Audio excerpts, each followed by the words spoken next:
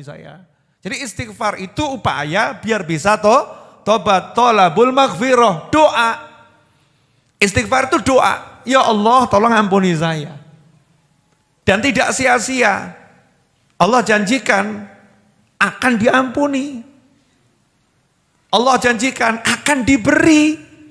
Allah janjikan akan diberi solusi, kan enak tuh. Makanya orang-orang soleh itu kalau dimintai solusi untuk masalah-masalah, gak pernah ngasih nasihat banyak-banyak. Ada orang datang, kalau zaman sekarang kan datang, Masya Allah, Ustadz, anak saya Ustadz, Masya Allah, susah diatur, berani sama orang tua, bla bla bla bla bla. Kita ini Ustadznya, kita ini sok pinter. Ya Bapak ini kalau jadi orang tua harus tahu cara nasihatin anak. Bapak harus berakhlak yang mulia sama anak. Tuh, tambah sindikan ini stres kok, aku sing disalahno ya.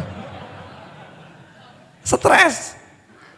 Kalau orang-orang dulu gak begitu. Datang satu orang ngeluhkan anak saya, suami saya, istri saya. Itu dikasih solusinya bukan nasihat. Tapi disuruh amal. Kamu istighfar 10.000 kali. Istighfari dosa-dosamu. Beres nanti urusan anak sama istrimu, sama suamimu. Beres. Karena tidak ada hal-hal yang hil-hil tadi itu. Yang ruwet-ruwet tadi itu. Kecuali karena kitanya punya sesuatu yang gak beres dengan Allah subhanahu wa ta'ala. Wujud kita sehebat apapun, kalau ada yang gak beres sama Allah ta'ala, maka Allah akan mengingatkan kita lewat makhluk-makhluknya yang lain. Makanya dikatakan siapa ngalami yang gak enak itu kan menghapus dosa. Lah apa pengen toh dosanya dihapus pakai kejeduk tembok 200 kali. Na'udzubillah min dzalik. Apa ya pengen dosanya itu dihapus dengan diomeli istri tiap hari. Apa ya pengen dosanya dihapus dengan diperenguti suami setiap pagi. Kan yang gak enak. Kan ya enak toh, pagi kok lihat suami mesem ya. Pulang kantor lihat istri kok nyiapkan teh sama senyum. Itu kan nikmatnya luar biasa. Ketemu anaknya apa? Ayah, ngerangkul kan penak. Bukan anak dipanggil, "Nak, siapa kamu?" Tak kenal, loro hati itu ya. Sakit ya, na'udzubillah min dzalik. Lah gimana caranya biar bisa seperti itu? Caranya jangan suka nyalahin orang lain. Jangan suka menyalahkan keadaan. Kadang-kadang itu Masya Allah. Ini ekonomi ruwet. Makanya rezeki saya seret. Orang urusan nih. Semut itu gak pernah urusan sama ekonomi. Ada itu. Dunia semut mengalami kegagalan sistem ekonomi. Orang Nggak ada kan. Semut tuh hidup dimanapun kok bisa dapat rezeki. Betul atau betul? Mau sawamu kalah mbak semut. Kenapa kok kita nggak bisa jadi seperti semut? Sebetulnya bisa, semut taat kok, nggak ruwet. Taat sama Allah Ta'ala, semut nggak pernah nyalahin orang lain, nggak pernah nyalahkan keadaan. Dia jalani kehidupan sesuai perintahnya Allah Ta'ala, ya hidupnya enak. Makanya kalau kita pengen selesai masalah kita apapun, jangan nyalahin orang, nyalahin sana, nyalahin keadaan. Enggak. Semua yang ada di sekitar kita ini Allah kasih untuk mengingatkan kita. Allah kasih untuk membersihkan kita. Allah kasih untuk naikkan derajat kita. Nah kalau kita pengen yang enak, ya gampang caranya. Biar kamu gak ngalamin yang itu-itu, maka bereskan dirimu sendiri, selesai. Makanya para wali itu sampai bisa tahu, wah ini kok kuda saya mogok ini ya. Kudanya mogok. Bukan cuma mobil, kuda mogok. Ada loh kuda itu apa? Gak mau jalan tuh loh. Ngambek ya, kuda ngambek ya. Istilahnya apa itu? Saya gak punya kuda soalnya. Ya kudanya ngambek, disuruh jalan gak mau jalan itu kan. Terus kalau jalan sama loncat-loncat, bedal-bedal, perangainya gak jinak tiba-tiba. Itu para wali ngomong, saya tahu ini sebabnya karena apa? Karena tadi ada zikir saya yang belum saya baca, lupa belum kebaca. Jadi enggak nyalakan kudanya, kuda kamu kurang ajar kok ngambek kamu ya. Enggak, langsung ngecek dirinya. Awakku ki sing salah apa? Apa yang salah? Oh, biasanya saya baca Yasin jam sekian. Ini Yasin belum saya baca. Oh, saya biasanya sedekah begini. Hari ini saya enggak sedekah. Jadi yang dipikir tuh itu orang-orang soleh. Lah kita ini sudah banyak salah, enggak mikir salah. Bojo ngamuk, wedok kayak ngono. As, jolke. Ngaco gitu kan ya. Suaminya galak. Orang kok temperamen begitu. Tidak seperti Habib Novel, murah senyum. Wah, tambah ngamuk gitu ya. Banding-bandingkan gitu. Terus mulai mikir, ya miliknya orang lain dibegitukan gitu. Naudzubillah min dzalik. Sebetulnya kan simple. Kenapa suamimu marah-marah?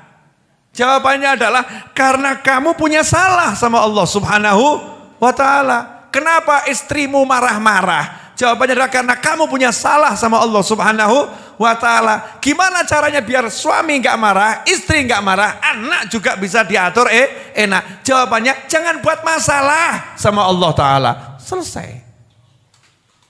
Nah, masalahnya ini kita sama Allah buat masalah terus. Nah, yang kurang ajarnya sudah buat masalah, merasa enggak bersalah kan ya dablek gitu ya. Wongnya ya teko.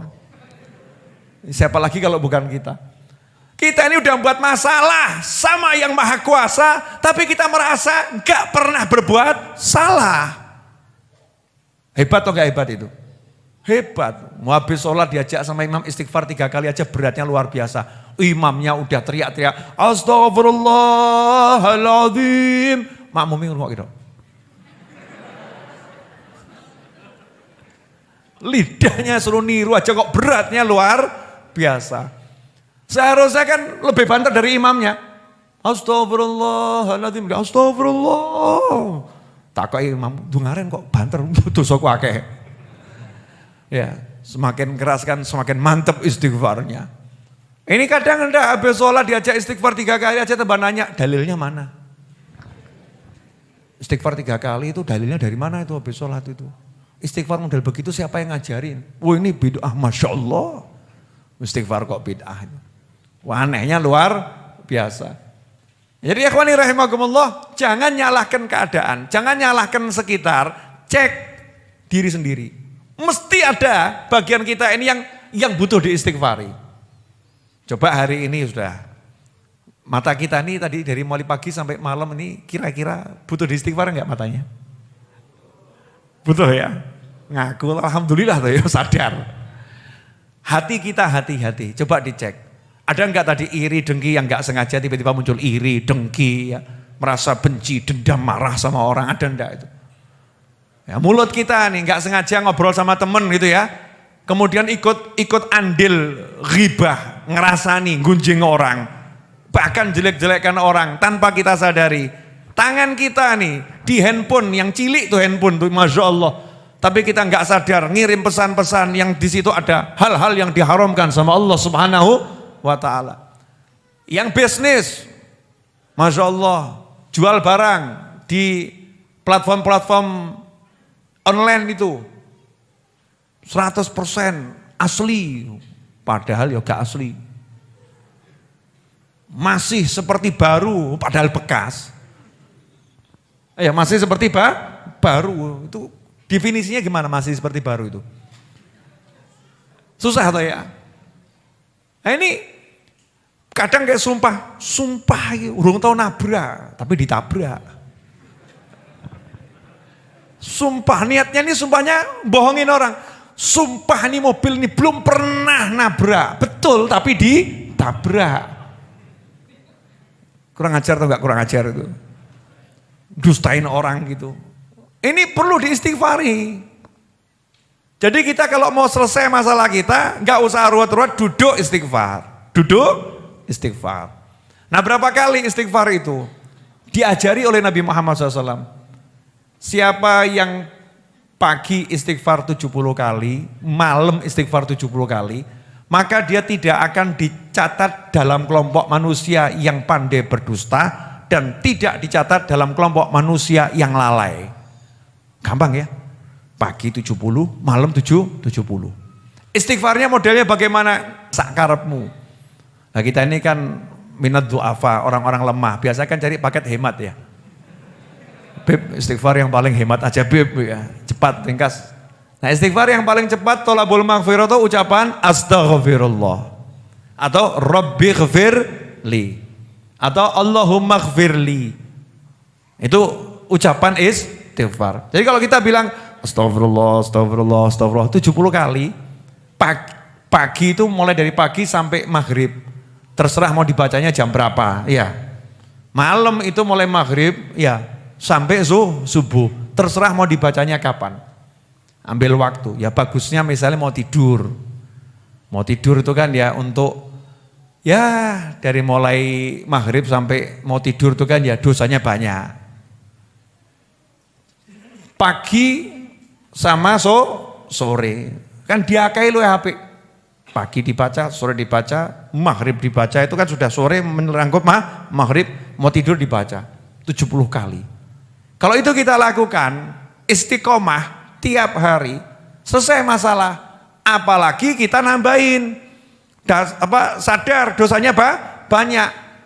Niat, Habib, Yai, Ustadz, pokoknya tiap hari saya mau sholawat 1000 kali, istighfar 1000 kali, tahlil 1000 kali. Wah jos itu, luar biasa. Tekun saja, praktekkan. Gak usah banyak teori, nasihat A, nasihat B. Solusinya bagaimana? Solusinya itu Allah yang ngasih. Saya nggak bisa ngasih. Gimana nasihat Habib? Aku reso nasihati. Nasihat itu dari Allah dan Rasulnya. Makanya saya selalu ngomong tidak terima curhat. Betul ya? Betul kan? Karena saya nggak bisa nasihati. Saya nggak bisa ngasih solusi. Yang bisa ngasih solusi Allah Subhanahu wa ta'ala. Yang bisa nasehatin Allah Subhanahu wa ta'ala dan baginda Muhammad SAW. Dan sudah dinasehatin sama Allah dan Rasulullah SAW. Dan sudah dijanjikan solusinya, tinggal diamalkan. Jadi sebetulnya mudah atau susah? Mudah. Lah yang buat